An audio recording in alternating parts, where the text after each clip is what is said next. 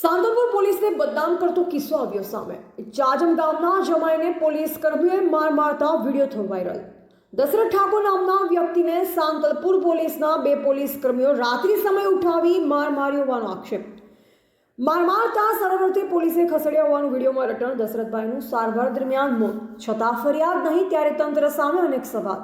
લેખિતમાં પોલીસ કર્મીઓ વિરુદ્ધ ફરિયાદનો પત્ર વાયરલ। અને ધડ માર મારવાથી મોત થતાં સમગ્ર પંથકમાં રેલાટી।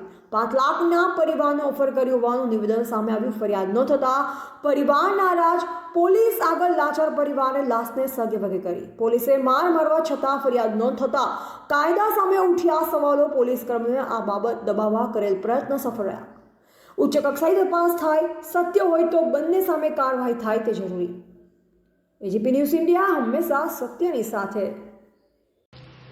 10 तारीख थी जैसे हमारा हारी यहाँ बैठो गया तो 9 वागे आई पुलिस की गाड़ी आई गाएगा वो हाँ मैं લીમડું બેઠો સીધા આવીને મને સીધું મારવા માંડ્યા। નાખી જો આડો હોય તે નાખી પાટે પાટે મારવા માંડ્યા। ચોખાની પાઇપો ને તળિયા પર માર્યો। મારીને નાખી દો ગાડીમાં। એક સરસ હાઈવે પર ચડાવી ઊભી પર મારતા જ ગયા। હાથરપુર જઈને મને કીધું મેં બીજા કોઈને દવાખાને લઈ ગયા। બે પોલીસવાળા હતા, નરેન્દ્રસિંહ અને ચૌધરી સાહેબ, અન્ય 3 બીજાના હતા। હું ઓળખી શક્યો નહીં। મને ઉલટો ઊંધો રાખીને પાટે પાટે મને માર્યો। અને તે છતાં બીજા દિવસે સવારે સારો દિન લોકઅપમાં રાખ્યો। મને 5 વાગે 5:30 વાગ્યા એટલે મને અહીંયાથી તગડી મળ્યો। એટલે મને લાગેલું હતું વધારે। હું આસ્તે 15 minute 10 minute 15 minute bus stand પહોંચી ગયો। 10-15 મિનિટ પહોંચીને પાર્લરવાળાને બાજુ ભાઈ 500 રૂપિયા નખાવજો। એને 500 રૂપિયા કરાવડા દીધા। એ તો આવું દુખાવો ઘરે ના જવા જાય। હું સીધો રાધનપુર ગયો।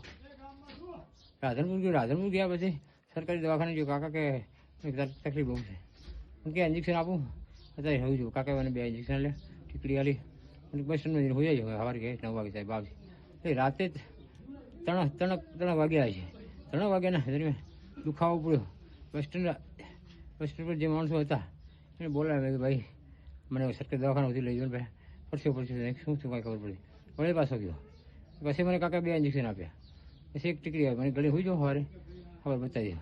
સવારે દીવ ગયો ને પછી હું સીધો દવાખાને ધારપુર જવા નીકળી ગયો। બરાબર, પછી મારા ઘરનાને ફોન કરી દીધા। તમારી બેનને તાત્કાલિક ધારપુર આવી જાય છે આટલા વાગે। મારા સીટને ફોન કર્યા કે ભાઈ રવાના કરી દેજો, 10,000 રૂપિયા દેજો એમને। મેં એમના કીધું મને આવો બનાવ બન્યો, ગભરાઈ જાય। તો હું લઈ ગયા, મને અહીંયા લઈ ગયા। હું તો બેહોશ હતો। મારું પેલું એકલાનું ઓપરેશન કરી નાખ્યું। મને કે શું કે ફાટી જઈએ જેવો સાહેબ તો ઘરના ના બાજુ ના કંઈક પતી ગયો। ફરી ઘડી ડૉક્ટરે તત્તા લે ઓર 5 મિનિટ થઈને સારો લઈ આવ્યા મને, કીધું પતી ગયું। બીજા જ આવે છે બીજા જ હારી બધું પોલીસવાળા બધા કોણ આવ્યા કોણ જીવન કાંઈ મને બીજી કાંઈ ખબર નથી। આ માર્યો એટલી મને ખબર છે। મારો આ 2-3 જણા હતા, નામ જોગ હું એમને કહું છું। મેન તો આ 2 હતા, ભરતભાઈ અને નરેન્દ્રસિંહ। એ તો 2માં મારવા પહેલાં જ હતા। એ એમ કીધું કે ભાઈ 10 કિલો પકડવાનું શાક ખાય મારો બીજો રાઇટર કે શું કાંઈ હજુ તારે કહી દે એકાઉન્ટનું કરી દેવાનું। એકાઉન્ટ કાંઈ સાહેબ કરી દે તો પાર આવે છે। આ બળતરા માટે નથી ગુનો કર્યો। હું તો 11 તારીખ હતી તો અહીંયા તારીખ નાખી, તારીખ આવી લો આટલું સાહેબ કર્યું। ઈશ્વર મેં કાંઈ સાહેબ જાણતો નથી બસ।